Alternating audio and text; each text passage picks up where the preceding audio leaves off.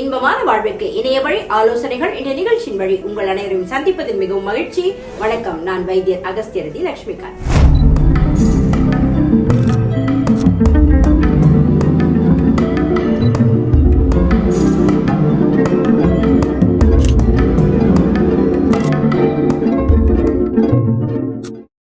இன்னைக்கு இன்ஃபர்டிலிட்டியில மெடிகேஷன் அப்படின்றத பார்க்க போறோம். நிறைய பேருக்கு குழந்தையின்மை அப்படின்ற ஒரு பிரச்சனை இருக்கு.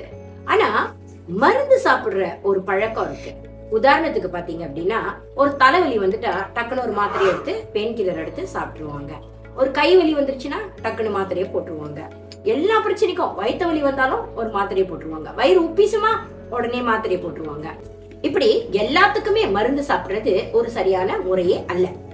அதாவது பழைய மொழி முதுமொழியில பாத்தீங்க அப்படின்னா, லங்கனம் பரம ஔஷதம் அப்படின்னு சொல்லியிருப்பாங்க. லங்கனம் அப்படின்னா பட்டினியாக இருப்பது, ஔஷதம் அப்படின்னா மருந்து. அப்போ உபவாசம் அப்படின்னு கேள்விப்பட்டிருப்பீங்க. வாரத்துக்கு ஒருக்கா வெள்ளிக்கிழமை செவ்வாய்க்கிழமை விரதம் இருக்கிறது நம்மளுடைய மரபிலேயே இருக்கு. அப்ப வயிறை காலி போடுங்க ஒரு நாள் அப்படின்னு சொல்றது. வயிறு உப்பிசம் உங்களுக்கு என்ன சொல்லுது? உங்களுக்கு வயிறு ரொம்ப உப்பிக்கிச்சு, கொஞ்சம் உணவை குறைங்க, காத்து உடம்புல ஏறி இருக்கான்னு பாருங்க, சீரகத்தை எடுத்து வாயில அடக்கிக்கோங்க, இப்படின்னு நிறைய விஷயங்கள் இருக்கு. இதெல்லாம் நோய் அல்ல. நோய்க்கு நம்ம மருத்துவரை நாடி போக வேண்டும், மிக மிக முக்கியம். நம்ம சித்த வைத்தியத்துல கை வைத்தியம் அப்படின்னு ஒண்ணு இருந்துச்சு, ஹோம் ரெமெடி அப்படின்னு இன்னைக்கு சொல்றாங்க இல்லையா? இந்த கை வைத்தியம் தப்புன்னு பலர் சொல்றாங்க. அதை நான் ஒத்துக்கவே மாட்டேன். ஏன்னா கை வைத்தியம் என்பது அவசரமா ஏற்படக்கூடிய சிறு சிறு உபாதைகளை தடுப்பதற்கான வழி. ஆனா உங்களுக்கு ஒரு பெரிய பிரச்சனை இருக்கு, அதுக்கு நான் யூடியூப்பை பார்த்தேன், நானே சொந்தமா மருந்து செஞ்சேன், சாப்பிட்டேன்னு சொன்னா அது நிச்சயமாக தவறுதான். அப்போ மெடிகேஷன் என்பது எப்போ எடுக்கணும் அப்படின்னு முக்கியம். ஒரு பிரச்சனையை தீர்க்கவே முடியவில்லை, இது என்னுடைய நாலேஜ்க்கு அப்பாற்பட்டு இருக்கிறது, நான் ஒரு வைத்தியரை பார்க்கணும், ஒரு நிபுணரை பார்க்கணும் அப்படின்னா நீங்க நிச்சயமா பார்த்து தான் மருந்து எடுக்கணும். அதுக்கு நம்மளையே ஒரு ரெமெடி செய்யக்கூடாது. அந்த மருந்துகள் சைடு எஃபெக்ட்ஸ் கொடுக்கும். அப்ப நம்ம அந்த மருந்துல இருந்து வெளியே ஆக முடியாத ஒரு நிலைமைக்கும் தள்ளப்படுவோம். சின்ன சின்ன விஷயங்களுக்கு மருந்து எடுப்பது தப்பு.